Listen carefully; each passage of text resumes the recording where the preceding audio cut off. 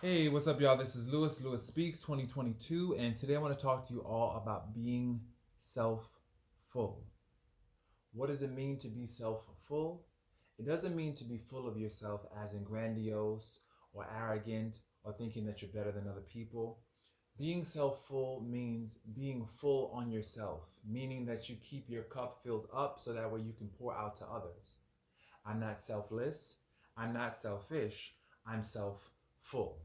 And it's important to be self full because in this day and age, very rarely do we have people pouring into us and showing us love. Right now, we are in the midst of a pandemic. And right now, people are doing their best to try to hold on themselves. They're trying to make sure that they retain their sanity. They're trying to keep their spirits up. It's been challenging for everyone across the globe. And this is why we have to do things to fill ourselves up because right now people are just not capable of giving us the love, attention, and resources that we need. I know personally right now, my friends are going through so much. You know, they're going through the death of loved ones. They're going through their own grief and loss issues as a result of developmental stages and trying to navigate those developmental stages. And so much is changing in our world at a fast pace, and sometimes it's hard to keep up. It's hard to catch your breath. It's hard to really feel connected to anyone these days. And so it's really important that you do things to fill yourself up. I realized that in the past, I used to give so much to other people at the expense of my own needs. And I realized that, I made them a thief. When you constantly pour into other people and give other people the things that you require, you make that person a thief. You basically take away from yourself to give that other person. And I believe it's Iyanla Vanzant that said that. She says, when you're taking away things that you need for the sake of other people, you turn that person into a thief. And that is so true. That is so true. And I also realize that when you constantly pour into other people and don't allow them to love on you, don't allow them to give you, don't allow them to show you love, you also turn that person into a thief. And if people don't like to feel like they're stealing things, it triggers their feelings of guilt. And oftentimes when a person feels so guilty and they're unable to negotiate or manage that guilt, they end up ghosting. They end up leaving. They end up disappearing because they feel so guilty. They don't know what to do with those feelings except disappear. You know? Um, and I know that when you're a giver, you think that you're doing a good thing by giving to other people. You think that you're definitely just, loving on them and you're doing a good thing. But to be honest, you're not. You're not giving them an opportunity to give back to you.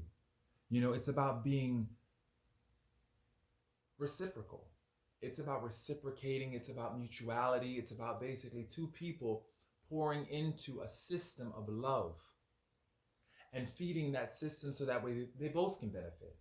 And I think what ends up happening is that we oftentimes pour into someone's system and we don't allow them to pour into our system. And what ends up happening is that we suffer with feelings of resentment, guilt, anger, because we wonder, why aren't they giving us but we're giving them? Well, are we allowing other people to show us? Are we showing ourselves? Are we being self-full? Or are we constantly putting ourselves on the back burner? Because I'm a firm believer that you teach people how to treat you by how you treat yourself. If you constantly are neglecting your needs at the expense, matter of fact, for the benefit of other people, if you're constantly pouring into everybody else and not into yourself, well, guess what? You are going to be very, very angry, and not only at another person for letting you do that, but also at yourself. You're going to be so angry at yourself. So to avoid that situation, to avoid resenting someone else and resenting yourself, start taking better care of yourself. Start pouring into you. Start enjoying the things that you enjoy. Really enjoying them. You know? Because right now, we've reached a point in our human development where we cannot blame anybody else for our choices. We have to sit, reflect on the things that we did to get ourselves where we are currently. When we were children, yes, we had very limited control as to our safety, our survival, and many of us still carry those wounds, those traumas with us, and we bring them into our adult life. But now we are adults. It's time to actually sit back and think, what kind of life do I want to create? What kind of future self do I want to create? That's what we have to really think about. And every action should be in alignment with that future self that you envision in your mind's eye.